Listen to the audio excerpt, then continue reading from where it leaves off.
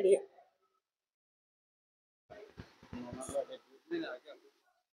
नमस्कार दर्शक बंधु, आपण मानक पूर्वी भारत न्यूज को स्वागत करुच्ची मु प्रतिमा। आज पवित्र श्रीराम नवमी अवसर में समस्त पूर्वी भारत दर्शक बंधु मानक जय श्रीराम।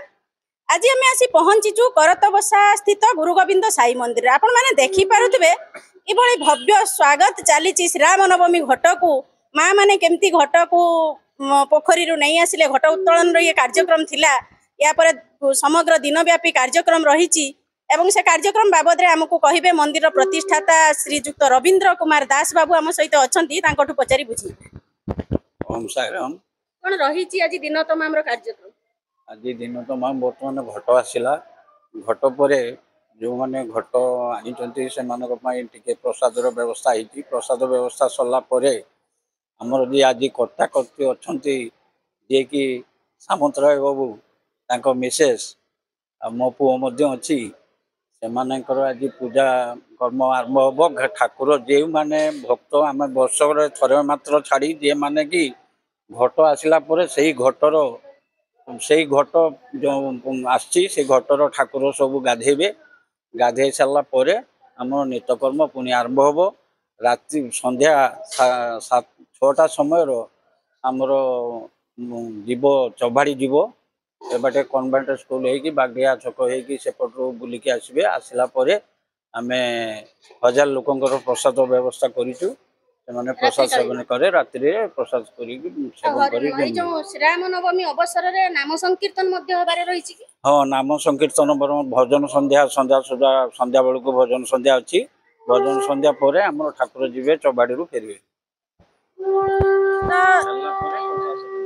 तो दर्शक बंधु ये जो प्रतिष्ठाता तांकर मत रखी जे दिन तमाम कार्य बाबद रे देखंतु ये हूँ रामंकर राज्य रामंकर देश ये भारत वर्ष।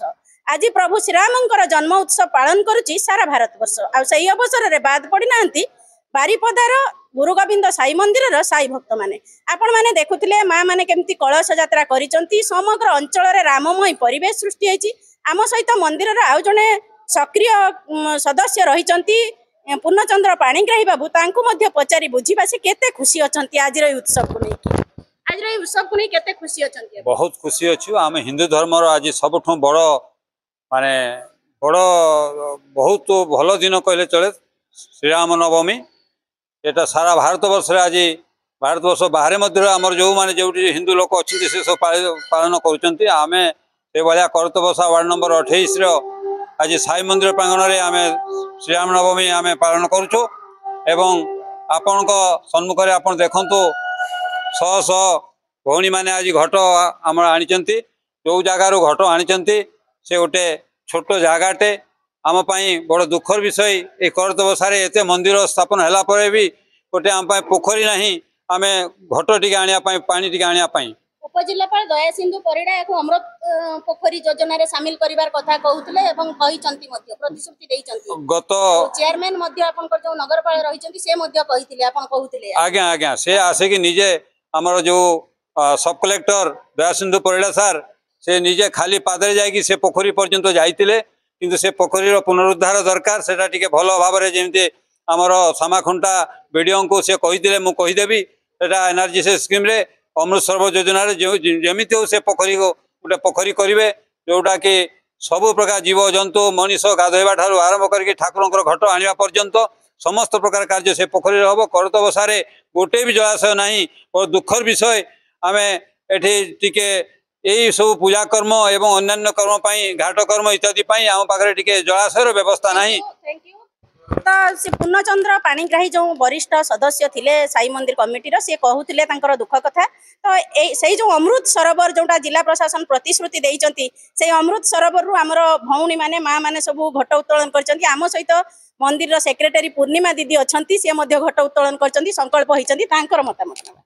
बहुत खुशी आमे घट उत्तोलन करचंती सब बेले आगो धाडी रे आपण माने थांती। तो कोन कहिबे आज केते खुशी अछंती? आज बहुत खुशी आमे समस्त खुशी अछु जति मां भौणी माने अछु बहुत खुशी। महिला माने को कोन वार्ता देबा को चाहिबे? समस्त आसंतु जगदान दियंतु संध्या टाइम रे आरती होची कीर्तन होची समस्त आसंतु आसले भल लागियो। Thank you. समस्त का उद्देश्य रे जय श्री राम हे जाओ। जय Shri Ram. Thank you thank you thank you.